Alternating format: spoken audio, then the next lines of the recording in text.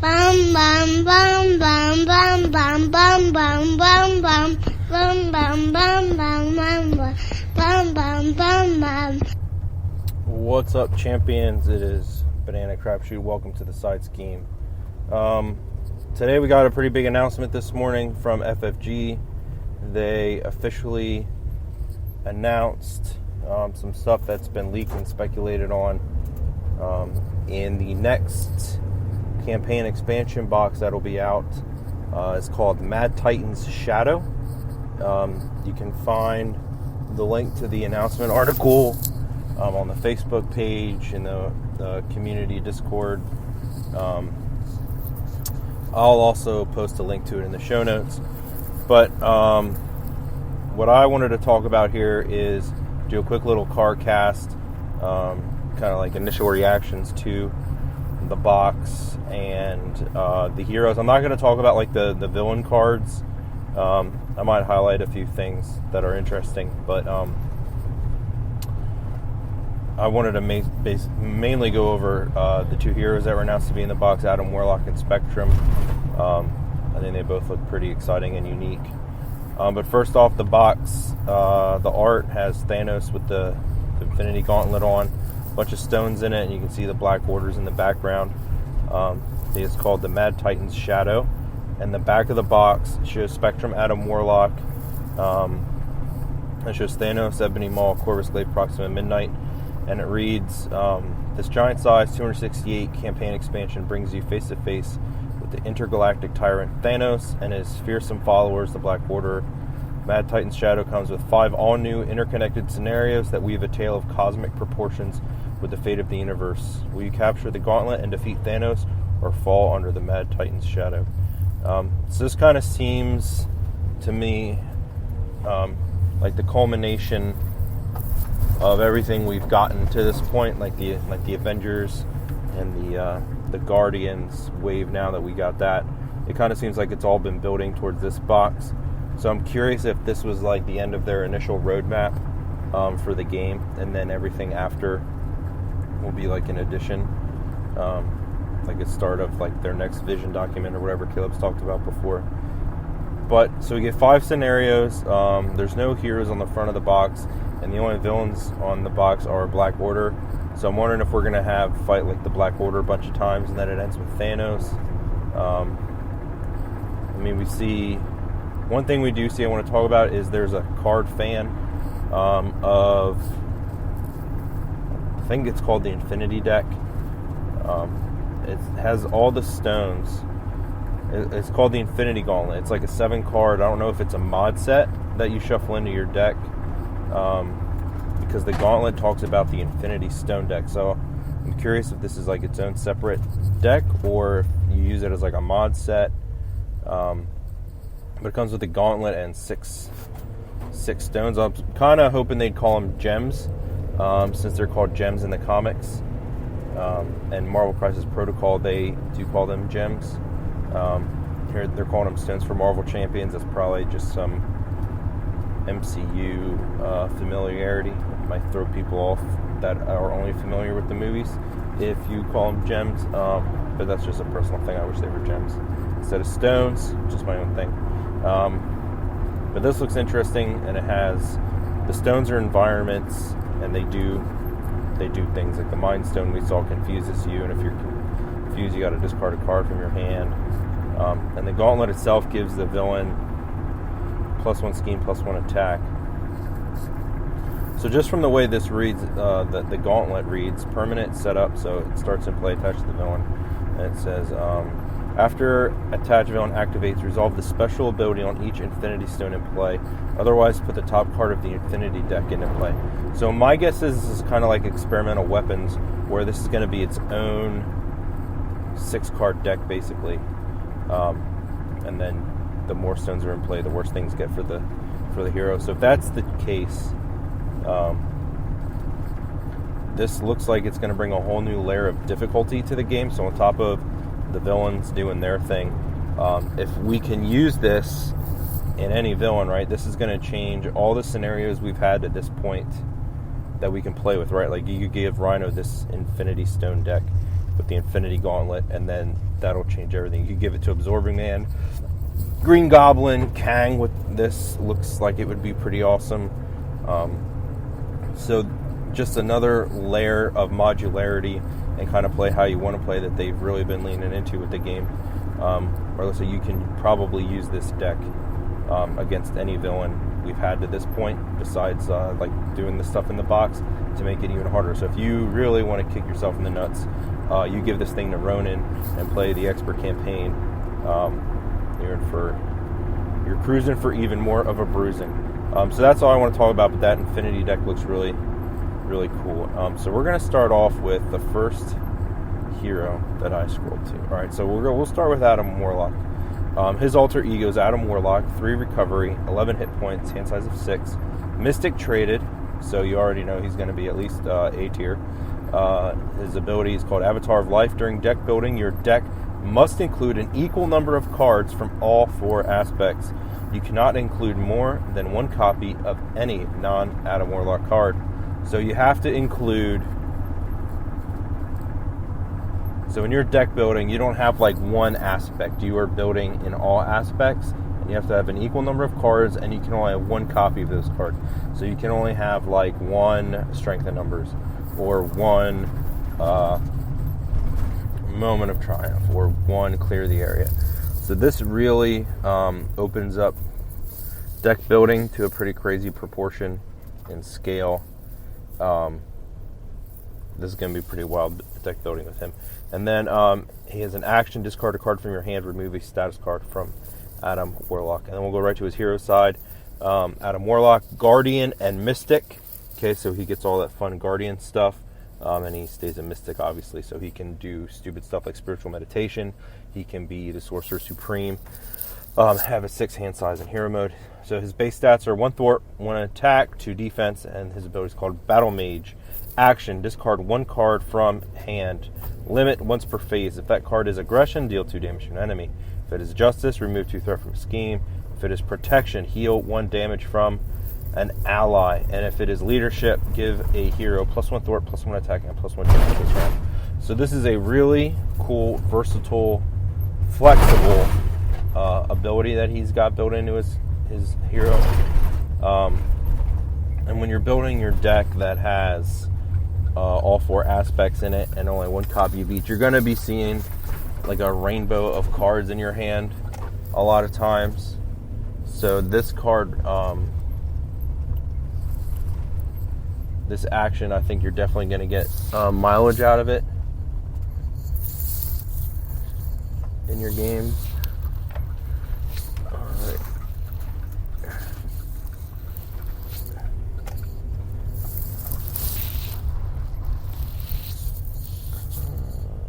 Don't know where I'm parking. Sorry.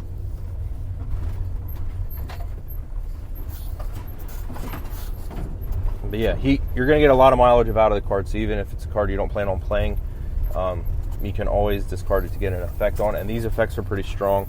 Healing an ally, giving a hero +1, +1, +1 till the end of the round is always strong, especially in multiplayer if you can buff like Quicksilver, who's already, capable of OTKing people, or Thor, any hero that wants to turn sideways, basically, to get the most out of him, you are going to help them out. So I like Adam Warlock. His hero card looks pretty cool. Some of the Adam Warlock cards, we get Warlock's Cape, a 2-cost upgrade item, hero response. After you resolve Adam Warlock's Battle Mage ability, which is where so when you discard that card from hand to do a thing, you can exhaust the cape to ready Adam Warlock. And you don't have to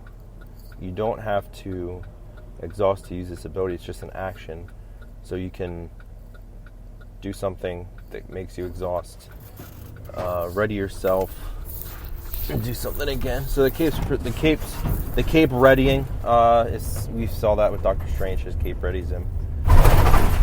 Then we have another upgrade. We have Mystic Senses, which is a 2-cost upgrade.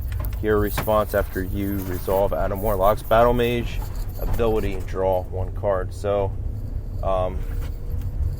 same deal. we get to use our Battle Mage, discard a card from hand to do a thing, and then we get to draw a card. So that seems pretty strong.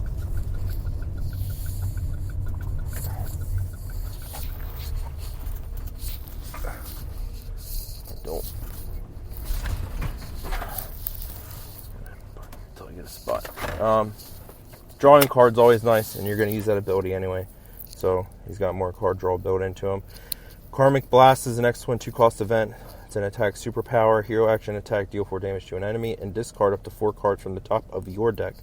Deal 1 additional damage to that enemy for each different card discarded this way. Different aspect card discarded this way. Aggression, Justice, Leadership, Protection. So this is potentially 2 for 8. Which would be ridiculously strong. That would be stupid strong. But you're cycling your own deck, so you're going to see more encounter cards. So Scarlet Witch, her deal was cycling the encounter deck, and Acceleration Tokens looks like Adam Warlock here is going to cycle his own deck to get stronger effects, to see more encounter cards. And then we have Soul World, a 1-cost support response after your deck runs out of cards. Right, so you're going to deck yourself. Place 1 soul counter here, and then you have an alter ego action. Exhaust Soul World and remove 1 soul counter. Heal all damage from your identity.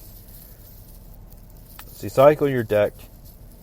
You place a counter on this location, and then you get real low in health. Flip the alter ego, remove that soul counter, and heal all damage. Wow, that's pretty crazy. That's pretty strong, I think. You're going to be able to go real aggro with him.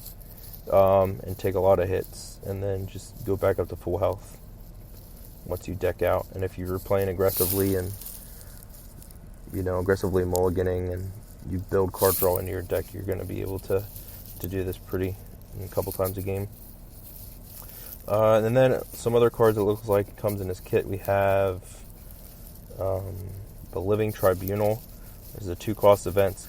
Cosmic Entity traded. Action, shuffle this card into the encounter deck, and then in parentheses it says without looking. And then it reads, when revealed, remove 2 threat from the main scheme and remove this card from the game. So this is interesting. This is a player card we shuffle into the villain deck, and then when it gets revealed as like an encounter card, something cool happens for us. And then we have a 0-cost event, protection card, shield spell, defense spell, play only if your character is Mystic. Max 1 per deck. Hero interrupt defense. When you would take any amount of damage from an attack, discard that many cards from the top of your deck and prevent all damage from that attack. Seems pretty strong for 0.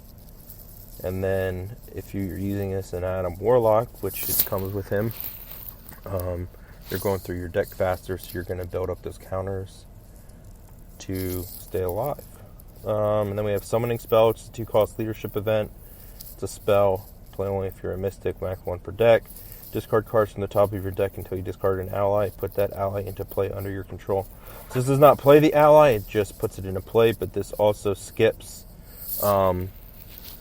costs. So you can build decks with real expensive heroes, Goliath, Giant Man, and pay 2 and get them on the table. Yeah, seems pretty. The reason it's max 1 per deck, I could see it being used like once per deck as another way to find allies if that's your whole strategy. So I think there's potential there. I don't think it's crazy good, or I don't think it'll see play in every leadership deck, but I think the Mystic ones, I think it's possible. And then Zone of Silence is a 1-cost Justice event, spell, thwart. Same thing, play only if you're a Mystic and max 1 per deck. Hero action, thwart, choose a scheme and discard up to 4 cards from the top of your deck and remove 1 threat from that scheme for each card discarded this way. Choose a scheme and then discard up to 4 cards. This is a 1-cost, you discard cards from your own deck. So this is another Adam Warlock card to feed Soul World. Now I'm guessing there might be other effects that he gets for having cards discarded. That's Adam Warlock. I think his deck building looks really interesting. His Karmic Blast looks really, really strong. Oh, I missed an Adam Warlock card. Quantum Magic, 1 cost event spell. Choose a card in your discard pile and add it to your hand. Just straight up add it to your hand. So we got some recursion. So that helps his one per limitation, that he can only have one card, one copy of each card that he can bring them back to hand. So I don't know if that's a 1 of or a 2 of. It's card number 14 and 15. So it might be a 2 of. So then 2 times you could add cards for a discard pile to your hand. I think it looks pretty strong. So he doesn't really have an aspect, right? Because he has to have an equal number of cards. So I'm curious how that's going to be like categorized. Because like in deck building, you have to like choose an aspect, but here you have an equal number from all 4. Just a little side thing. We're going to move on to Monica Rambeau is the other hero in the box. Setup, civilian traded, hand size 6, hit points 11. Setup, put all 3 energy form upgrades into play face down. We'll talk about those in a second. And then she's ability power down, which is a force response. After you change to this form, turn all of your energy form upgrades face down. So you set up, she comes with 3 energy form upgrades. They're into play, but they're face down. And then when you flip to Alter Ego, they also go face down. And then her hero side, she goes to 5 hand size, 1 thwart, 1 attack, 1 defense. Aerial Avenger traded, and then the ability is Energy Transformation, Force Response.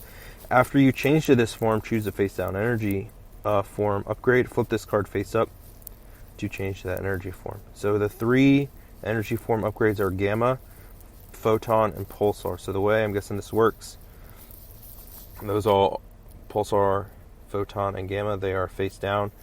When you flip to hero mode, you then flip one of the energy upgrades you choose, and you gain that energy form. So Gamma is an energy form permanent. Spectrum gets +2 attack, giving her a 3 attack, and she has a hero response after you change to this energy form. Deal 1 damage to an enemy. Photon, Spectrum gets +2 thwart, so then she will have a base thwart of 3, which is pretty crazy to have a 3 thwart hero. That's pretty ridiculous. Hero response after you change this form, remove 1 threat from a scheme. And then Pulsar, energy form, Spectrum gets +2 defense. After you change this energy form, heal 1 damage from Spectrum. So she's a 3-1-1, or a 1-3-1, or a 1-1-3, depending which energy form you use. And you're going to be able to flip between them, I would imagine. I guess you have to flip to Alter Ego and then flip to Hero, but maybe there's cards that allow you to do something else. And then Energy Duplication is a 2-cost upgrade. Superpower, Hero Resource, Exhaust, Energy Duplication. Generate the printed resource on the face-up energy form upgrade. Okay, so each of these upgrades has an energy, has like a resource generator that they generate. So Gamma is physical, Photon is mental, and Pulsar is energy. So then you would use Energy Duplication to exhaust it, and you generate whatever resource you're currently, the energy form you're on. And then the other card we have is Pulsar Shield, Hero Interrupt Defense. When Spectrum Defense, change to Pulsar form and ready Spectrum. If you were already in Pulsar form, she gains Retaliate 1 until the end of the phase. So if you are in Gamma and you change to Photon, do you have to change Gamma face down? Like Gamma's face up already. If I go to Photon, do I have to change? Does Gamma go face down? Or are they both face up and then I'm +2 attack, +2 thwart? Because if that's the case, that might be too strong. You might, when you change form, hopefully there's something in the FAQ in the campaign rulebook that clarifies, like if a card makes you change form, that the old form card goes face down. Because otherwise that might be too strong. And then here we have a 0-cost event, Speed of Light, hero action, change energy forms and draw 1 card. Okay, so I don't think we can ever have more than 1 active. So you're gonna have to flip the other ones, I think. And looks like she comes with leadership because there's some leadership cards here. The first one's an ally, 3-cost white tiger, 2 thwart, 2 attack, each for 1 consequential damage and 2 health. After you play white tiger from your hand, draw X cards to a maximum of 3, where X is equal to the villain's stage number. If the villain has no stage number, draw 1 card. So that's relevant for Wrecking Crew right now. I don't think they have stage numbers. They have like stages A and B. So if you played White Tiger and a Wrecking Crew, you would just draw one card. So that's pretty for three cost. You get 2, and 2, and you could potentially draw 3 cards. That seems pretty strong. Next we have Kaluu. I don't know if that's pronounced correctly or not, but it's Kaluu. He's a Avenger Mystic, 2 cost, 1 thwart, 1 attack each for 1 damage. 2 health. Response after Kaluu enters play, search the top 5 cards of your deck for an event. Add that event to your hand to shuffle your deck. So this is like Brother Mystic's ability for 1 cheaper. But he's got 1/1s instead of I think Brother Voodoo. I think Brother Voodoo is like a 2/1, maybe. But yeah, this is Brother Voodoo's ability is pretty cool, and I like getting mileage out of that. So I can see this getting some play. Then we have a 3 cost support Mighty Avengers. Traded as team. Play under any player's control, max 1 team card per player. If each of your characters has the Avenger trait, each ally you control gains +1 thwart, +1 attack. So if you're going... So this is an Avengers team card. So if you build an Avengers leadership deck, and you can go like 5 or 6 wide, and they all have +1 thwart, +1 attack. That's really strong, especially for someone like Stinger, who's like 1 cost and like only has like 1 thwart or 1 attack. Like getting the extra thwart and attack out of those like cheap chump blocking mainly allies, it's pretty good. I think that's a pretty good card. I think that'll see play. Next one we have is 3 cost ally Power Man. 1 thwart for 1 consequential damage, and 0 attack for 2 consequential damage. 3 health. And Avenger Power Man enters play with 2 chi counters on him. Action: discard any number of chi counters from Power Man. He gets +2 attack for each chi counter discarded this way until the end of the phase. So you can get, so he becomes, if you discard both of them, he's a 4 attack for 2 consequential damage. I mean,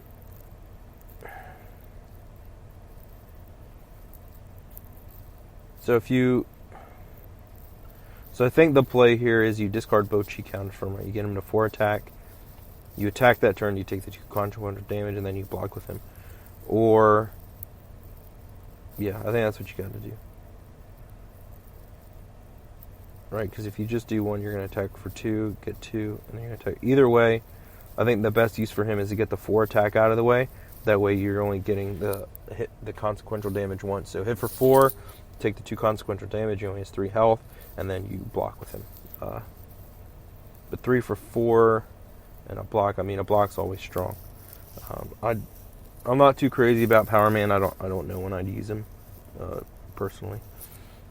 And then the last hero card we have is called Mass Attack. It's a 3 cost event.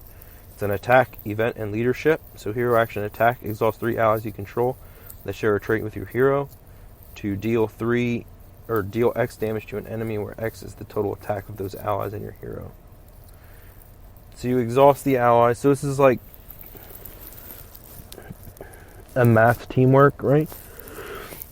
It's like teamwork on steroids. The teamwork 0 cost, and you just add their attack. This one, you're dealing X damage, where X is equal to the total of those. Yeah, this is just teamwork on steroids. It's just a big teamwork. For 3 cost, I mean, I guess if you...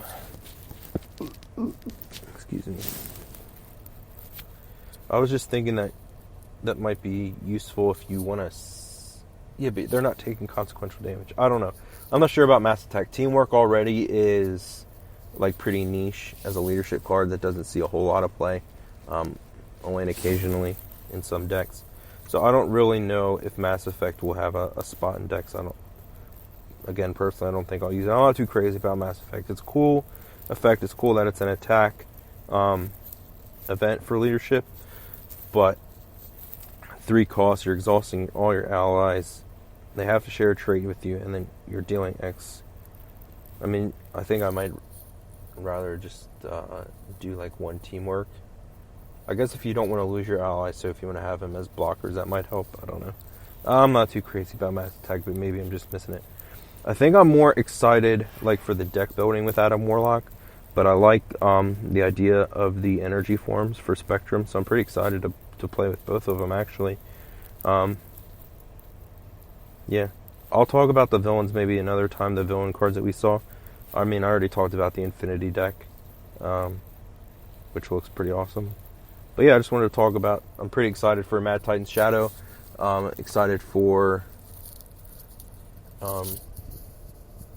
Spectrum and Adam Warlock and the future of the game, really, because all this stuff looks cool.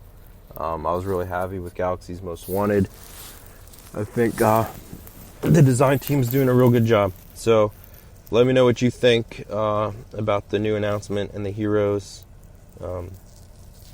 Yeah, I think this Infinity deck actually might be the coolest thing, if you can use this like in other scenarios, which I'm pretty sure you can, just based on how everything's worded and how it's numbered. Being able to use this in older scenarios to another way to layer on another version of difficulty seems pretty cool. So that's it for this one. I am BananaCrapshoot with another Carcast. Stay scheming, champions. I have no idea what I'm talking about.